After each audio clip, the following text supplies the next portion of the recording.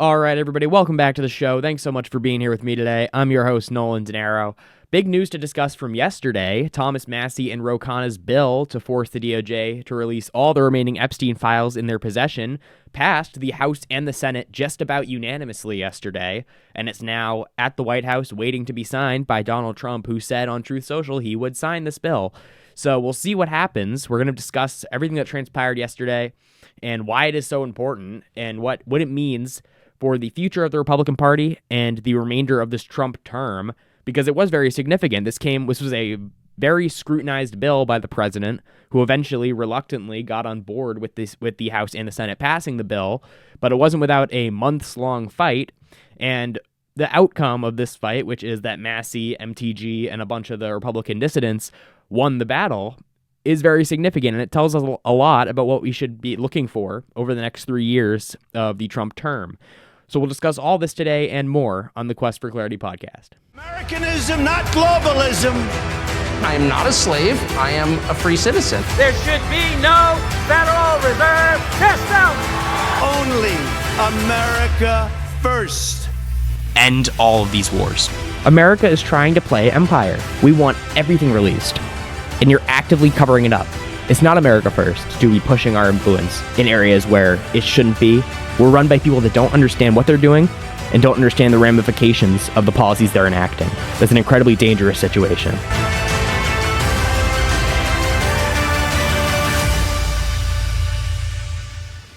All right, everybody, before we get into it, if you wouldn't mind going right down below this video and hitting like and subscribe, I'd really appreciate it. Also, if you wouldn't mind going to my Instagram, X, and Spotify accounts and giving all those a follow, I'd really appreciate it as well. But let's get into the news of the day. Actually, it's the news of yesterday. Let's just remind everybody who may not be completely aware of all the details. Khanna and Thomas Massie, the Republican and the Democrat representatives, one from Kentucky, one from California, have for months now, ever since the Attorney General Pam Bondi and FBI Director Kash Patel have attempted to cover up the Epstein files. Khanna and Massie have for months now been working on this discharge petition where they have to get a majority of the House to sign their names. It's a petition, and they get the signatures, and then by getting over at least 218 signatures on that petition, they then are able to bypass Mike Johnson, the Speaker of the House, and force the bill to release these Epstein files to a vote on the House floor, which they did just last week. They finally got the 218th signature on the discharge petition after months and months of fighting through the government shutdown, of fighting through the very early recess that Mike Johnson intentionally made early to avoid giving them any time to find signatures. And after months of this fight, Massie and Khanna, with the help of Marjorie Taylor Greene, Lauren Boebert, and Nancy Mace, were able to get the 218 signatures they needed to force this bill to vote on the House floor, and it ended up passing in the House 427-1, and then went on to the Senate, where it passed with unanimous consent, and is now on the way to the White House, where Donald Trump says he will sign it. And we'll get into the facts here real quick. We'll just touch on this New York Times article here where it just lays out the basics. It says, quote, "The House on Tuesday approved a bill directing the Justice Department to release all files related to his investigation into the convicted offender Jeffrey Epstein in a near unanimous vote that was a stunning turn for an effort that Republicans had worked for months to kill. Hours later, Senator Chuck Schumer, Democrat from New York, and the minority leader won unanimous agreement for the Senate to pass the measure as soon as it arrived in the chamber, which would clear it for President Trump's signature. Mr. Trump, who toiled for months to derail the bill but reversed himself once it was clear it would pass overwhelmingly, has said he would sign it. In the House, the 227-1 vote came after Democrats, joined by a tiny group of Republican defectors, succeeded in forcing the legislation to the floor over the vehement opposition of President Trump and GOP leaders. It reflected how the Epstein affair and the president's handling of it has fractured Mr. Trump's political coalition and suggested a slip in his iron grip on his party." And that last part right there showcases the significance of this bill, because in the past, this was especially prominent in the first Trump term, you would have the Republican defectors that were not necessarily defecting. They weren't defecting out of principle. They were simply defecting on different bills because it was against their donors' interests. Think of figures like Susan Collins or Lisa Murkowski, figures like this, these Republicans who are just establishment hacks funded by all the biggest oil companies and whatever, all these senators and in the House as well, that would in the past go against the president's wishes, didn't do so like these people this time did, these Republicans this time that were at the forefront of this effort. And the way they word it here in this article isn't exactly representative of what happened here in the reality. Yes, every Democrat was unanimously for this, and every Democrat in the Senate was unanimously for this. And there were some prominent people, mostly Khanna, who were advocating for this for months. But the most vocal people in this push were the few Republicans that were pushing for this release. It was Marjorie Taylor Greene and Thomas Massie, as well as Lauren Boebert and Nancy Mace. Those guys, these Republicans who are the lone defector Republicans who were pushing for this at the start, were the most vocal about this. This push was led in large part by them, these 4 Republican defectors, specifically really Thomas Massie and Marjorie Taylor Greene. These 2 Republican defectors were leading basically all of the Democrats in this vote. And that is why it is so significant. That's why it's different than every other time. In the past, it would be Democrat opposition with a few Republican stragglers. This time, it was people like Marjorie Taylor Greene, who is like the core of the MAGA movement, was going against the wishes of the president and was leading that charge. And that's why this is so significant. Because, as I said in the last episode, the Democrats, many of them, not all of them, but many of the Democrats who voted for this, think of like Eric Swalwell and Chuck Schumer, these people are not doing this out of principle. They're doing it because it's politically opportunistic to do so. They're doing it because they recognize that even Trump's base is against the way that he's handled the Epstein files throughout this whole year. So they are jumping on this opportunity to take advantage politically. But the situation with the Republicans is very different because these Republicans are making tons of enemies by doing this. Marjorie Taylor Greene was just called the other day a traitor by the President of the United States. She is now facing potential primary opponents in her district. And Thomas Massie now is facing $20 million in opposition from the Israel lobby in his district. Miriam Adelson just put $20 million up. He's also, AIPAC is very heavily involved in his race, in his primary campaign. And Trump is now endorsing an opponent of his. So these two, Massie and Marjorie Taylor Greene, have faced incredible political pressure and are under immense pressure because of what they did here with the Epstein files and in going against the wishes of the president and the Republican leadership with this. And for that, they are, in my book, American heroes for what they did here, because they did what was right when it was not easy. And in politics, when do you really see that? So that deserves recognition there. And just, again, shout out to those two specifically, as well as the rest of them, of course. I'm talking about the people who were there from the start. But I'm not talking about the Republicans in the House and the Senate that voted for this after getting permission from the president. I'm not talking about them, but I'm talking about the ones that were at the forefront of this. They deserve immense credit. And the significance of this, if we're just going to get into that, the significance of this is this, that the grassroots people like Massie, Marjorie Taylor Greene, and even Ro Khanna on the Democrat side, who is a progressive, who doesn't take the same money that everybody else does. He's a genuine person. This showcases that genuine people who represent the grassroots of their district, the actual people of their district, and are receptive to the wishes of the American people, who are repeatedly saying that the reason they're doing what they're doing is because it's what the American people want. That if we just get a few of those types of people in Congress, then that is immense leverage for the people. If we can get a few people, think about it, it's so ridiculous when you word it like this, but if we could just get a few people in Congress, in the House of Representatives, that actually represent the American people and listen to what the American people say they want done, that is immense leverage against the rest of these people in Congress and in the Senate that are literally owned by the interests. They're owned by the lobbies, both foreign and domestic, and they're completely run by leadership, and they don't do something if they think that the leaders of their party or the president is going to be upset with it.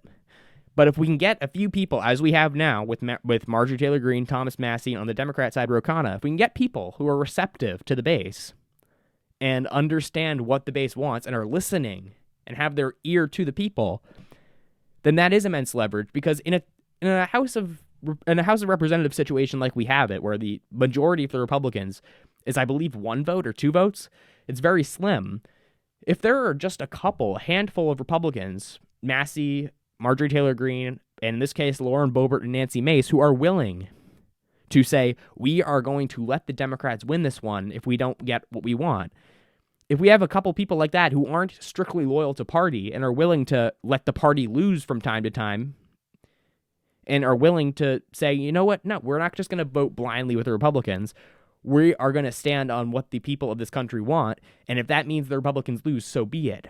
If we can get some people in there like that who are willing to let the party lose and are willing to make a stand for what the people actually want, then that is immense leverage that we can use in situations like this, in the most important situations, like this situation, when we're talking about something like the Epstein files, where it's a worldwide trafficking ring that potentially was using, I say potentially because there's no hard evidence of it, but it was very likely a blackmail operation that's connected to the U.S. intelligence agencies and Israeli intelligence and British intelligence and potentially Saudi intelligence.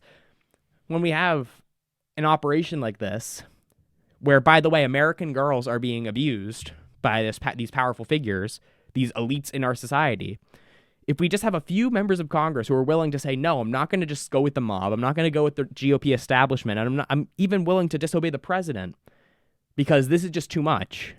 We can't just let this go by. And the people of our districts are mad at us if we actually let this go by. So no, we're going to do what the people want, and we're going to do the right thing. If we can just get a few people in Congress like that for situations just like this, then that makes a world of difference. Because if we didn't have those people, think about it. If either the Republican majority was like 20 right now, or we didn't have these people in Congress, we would be sitting without any hope of getting the Epstein files right now. And we'll get into it in a minute. But there's still a chance that we don't really get the Epstein files out of this. I'll get into that later, though. But we'd have no chance. We'd have no hope at all. We at least have hope now. But if we didn't have these figures who are willing to do what these people did, then we'd have no hope. And they deserve, again, immense credit for that. And it's also important to note that I mentioned it in the last episode. As it said at the end of the New York Times article, there was really a mutiny in the House because of this, especially in the Republican side, which is very interesting. The Republicans, there weren't, as I said before, there was just a handful of Republicans who were willing to put their name out there and put their name on this discharge petition and be vocally supportive of these files getting released, because they knew, just as MTG and just as Massie did, they would get heavy political pressure from the donors and from the president if they did this, if they were vocal about it. But it came out in Politico after the discharge petition got the necessary signatures. It came out in Politico that there were almost 100 Republicans in the House that were willing to get behind this immediately before the president was willing to get behind it. Trump was lobbying so hard for days after this got the signatures it needed he called Lauren Boebert into the White House Situation Room with Kash Patel and Pam Bondi and lobbied her to not vote on the Epstein file, or at least to take her name off the petition. She walked out of the Situation Room and disobeyed. They called up a bunch of these 100 Republicans in the House. They called a bunch of them up. The reports came out, and they were threatening them with primarying them. They were threatening to revoke endorsements. And these Republicans would not budge. This is very significant. This is the first time in the 10 years of the Trump administration, and it's significant for a couple. It's significant because it signifies that these Republicans in the House view Trump as a lame duck at this point. That's what else can you say from this? Even 5 or 6 years ago, or even like 2 years ago, before the election, the idea that this many Republicans and this many prominent Republicans would openly disobey the president's wishes was unthinkable. And that was because he had immense political capital. That was because it was in election time, or it was when he was president, the first time when he was still going up for re-election, and he had the energy, and they deeply, and because of the overthrow of the Republican establishment back in 2016, they needed to be in alignment with the president if they had any political future. We saw what happened to Liz Cheney, and by the way, I'm not defending Liz Cheney here. I'm not saying she's a good example, but we saw what happened to figures like Liz. I think, and by the way, yes, it's good that I just want to make it very clear. Yes, it's good that Liz Cheney got out of office. She was a disgrace for what she did. and she deserved every single vote against her she deserved. Okay, just to make it clear. But just as an example here of what would happen if you disobeyed the president, you would end up like Liz Cheney, and super majorities of your state would vote against you. That's what happened to Liz Cheney. Again, rightfully so. But just as an example, there's no fear of that now. There used to be fear of that, and now seemingly these guys were getting the calls. They were getting called into the Situation Room, like not the Oval Office, the literal Situation Room where you have to leave your phone outside the door. Like craziness. I don't know what they were talking about in there, but it's craziness that happened. But the pressure that would have been felt just years ago, that would have caused just about anybody to flip because they don't want to be primaried by a president-endorsed candidate, that pressure seems to be gone. And that's probably because if you just look around right now, there's an open civil war basically on the right wing over what is the future going to be. And since all the oxygen in the room has been taken up by that question, whether it's J.D. Vance or Rubio or Tucker Carlson or anything, there's so much oxygen being taken up by trying to answer that question already that now there's not really as much, as much weight to a Trump endorsement threat, it seems. And I say that because look at the evidence. These guys didn't budge. They were willing to take a primary candidate that was endorsed by Trump and potentially lose over letting the Epstein files remain covered up and hear it from their constituents. So even though they didn't put their names on the discharge petition, there were 100 Republicans sitting waiting to vote for this and were ready the minute it got the necessary signatures to vote for this. And even though Trump was calling them all, they still wouldn't budge. So that's very important to keep note of. And I do just want to also show some of the speeches because they were very good from Marjorie Taylor Greene and Thomas Massie. And we'll get to Marjorie Taylor Greene's in a second, but I do want to start here with Thomas Massie's speech on the House floor before the vote. And he's correct in everything he's saying here. Take a look. Mr. Speaker, today's an extraordinary day in this chamber. If my colleagues will vote for this measure, we'll see justice triumph over politics. Truth will triumph over deception and obfuscation. Transparency will triumph over dark money. Partisanship will fall way to bipartisanship. Grassroots, the people, will reclaim the people's house with this vote. It's going to be a victory for survivors, not just survivors of the Epstein trafficking scandal, the 1,000 survivors that exist. Some of them are victims. They're no longer alive. Some have committed suicide. They share one thing in common. Their youth was robbed from them. Much of their lives were robbed from them, but they're claiming it back. We're going to help them claim that back. But it's not just a victory today if this vote prevails for those survivors. It's a victory for every person, man or woman, boy or girl, who's been victimized in this country. Anybody who's been a victim of assault, or maybe they've been victimized by a family member. Maybe it's not a billionaire, but they're all waiting and watching to see what we do today. They're wondering, if I go to mom or dad, will anything happen? If I go to the sheriff, will anything happen? Well, we have a chance today to make something happen. Something that's not happened, something that should have happened decades ago, and that is to get justice for these victims and survivors and transparency for America. That's what this vote is about today. Again, Thomas Massie has been absolutely heroic throughout this entire thing. You remember just literally back in the summer, he's been right about everything he said this year. Let's just make it very clear. He's been right. He's been the only good Republican, besides Marjorie Taylor Greene later, but he was the only good Republican in the House and the Senate on Israel, on the fact that, and Ukraine, that we can't continue to send all these countries billions and billions of dollars when our own people in our own country could use that money. Why are we taking the money from our own people when it could be used by them for whatever purposes they need in their lives, and we're shipping it off to a foreign country to kill Palestinians? And we're fueling a war in Eastern Europe that has killed 1 million people, and it looks like Ukraine is going to lose anyway. So it's crazy common sense stuff, but the fact that we have at least one representative in Congress who's been right about all that, as well as correct on the Epstein files and been incredibly heroic on these Epstein files, and is now facing, again, $20 million from specifically the Israel lobby, just to make it very clear on who is funding this campaign.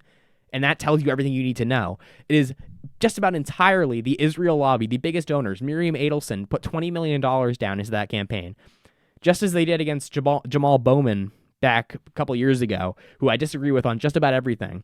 But the whole reason that he lost, this very progressive, I believe he was essentially a member of the squad back in the House a couple years ago. The only reason he lost to this establishment hack in his New York congressional race was because the Israel lobby mobilized against him and put millions and millions of dollars, and was the previous record for most money spent on a congressional campaign. And they bought that seat away from him. And that's what they're trying to do to Massie, because they just broke that record that they set back a couple years ago on Massie's race. Because they are so threatened to have one person in Congress, which is a hall of lies, telling the truth. That's the entire reason. Because as Ron Paul says, truth is treason in an empire of lies. So everyone who can, I donated to Thomas Massie. Anyone who can, I would highly encourage to donate to Thomas Massie, and because we need one honest voice, very consistent honest voice in Congress to break through all the lies. And he's been the best person in Congress for years at this point. So just all the credit in the world to Thomas Massie. And now we'll move on to Marjorie Taylor Greene, who had this to say about Donald Trump. Take a look. I was called a traitor by a man that I fought for 6 years for. And I gave him my loyalty for free. I won my first election without his endorsement, beating 8 men in a primary. And I've never owed him anything, but I fought for him for the policies and for America first. And he called me a traitor for standing with these women and refusing to take my name off the discharge petition. Let me tell you what a traitor is. A traitor is an American that serves foreign countries and themselves. A patriot is an American that serves the United States of America and Americans like the women standing behind me. And I want to tell you that this only became possible today because the American people, whom we serve as representatives here in Congress, demanded that this vote happen, and they put more pressure on every single elected politician in this city than has ever been put on them. And today you are going to see probably a unanimous vote in the House to release the Epstein files, but the real fight will happen after that. Very interesting there. Very interesting. And I mean, can you say she's wrong there? If we remember, she a couple days ago got called a traitor by the president for trying to uncover the Epstein files, and he also called her out for going on The View a couple days ago. But if you've watched these appearances she's done in the media, specifically on The View, she has bent over backwards to try and give Trump all the credit in the world, that she still supports the president, that she's still on his team. That's what she is, just criticizing policy. Just as I have, just as Tucker Carlson has for this whole time. And for her now, after all this, after years to have been called a traitor, after she dedicated so much time and, as she said, so much money into this, it's just like, it makes you think for a second, like, how is there ever enough that you could invest into this movement to not be thrown out in literally a second? So it's just very upsetting to think about. But again, good for Marjorie Taylor Greene here. She just, how can you not support that? It's crazy. These people, you see these like absolute shills on Twitter, these MAGA shills that don't ever have an original thought. They don't think for themselves. They get all their talking points are sanctioned right from the White House Twitter page. I mean, and these guys are calling her like they're all repeating that she's a traitor. They're all saying that haven't you had enough of this jerk for a lifetime? Like, they have nothing original. They have no original thoughts in their head. They just repeat whatever they think is going to get the most likes. And they're all trashing Marjorie Taylor Greene. After just like a year ago, they were all retweeting her stuff and saying how right she was. And the reason, and it's so sickening, the reason that they are now trashing her, all these guys in unison are all trashing her, is for the simple reason, or there's two reasons really, that she is now refusing to pass bills to fund Israel's war against the Palestinian civilians, and they are refusing, she is refusing to just let the Epstein files remain sealed. And the fact that those two things, a brutal war and files about a trafficking ring, are the two things that the base is going, or that the administration is going to turn on her for, is just the craziest thing in the world. Because those are the two things that should be unanimous, if we're being honest. If we were in a moral situation here, uncovering this ring and stopping arming this brutal war that's resulted in at least 70,000 civilian deaths. Those two things should be unanimous, but for some reason, those are the most controversial topics. And if that doesn't tell you how corrupted and disgusting our government is, then I don't know what does. Now, before we finish off here, I do just want to rein it back in here a bit. I know we've been very positive here in this episode about how great Massie and MTG have been on this issue, but there is one thing important to remember here, and that the fight is just not over about these files, because in these files there was a little provision where if there are files involved in active investigations, then they could be withheld by the DOJ, because that would be messing up an active investigation. Well, what does Trump tell the DOJ to do just a couple days before this gets passed? He tells them to launch investigations into Larry Summers and Reid Hoffman and Bill Clinton and all the Democrats that were involved in this. And now the DOJ did what they were told, and there are investigations in West Palm Beach about this. And you know what that means? That these files now are involved in an active investigation, and they cannot be released. So a ton of these now, the DOJ is going to do whatever they can to not have to release these files, because, as Massie says, and I believe him about this, it incriminates the donors. It incriminates the most powerful donors in our political system. By the way, if anyone saw this absolutely insane Mike Johnson clip from a press conference he did about this, he warned that if these files all get released and they're unredacted and they reveal the names of all these perpetrators, he warned that this would threaten national security and it would threaten to upend our political order. This is a legitimate thing that Mike Johnson said in a press conference. He said that it would upend, that it's very dangerous, and he's warning against it because it would upend our political order. What do you mean by that? Do you mean that our entire political... That's the point. He doesn't understand that's the entire point of why everyone wants these released. Why would we want a political order that's based off of the biggest donors to these politicians being the biggest creeps and being abusive to little girls?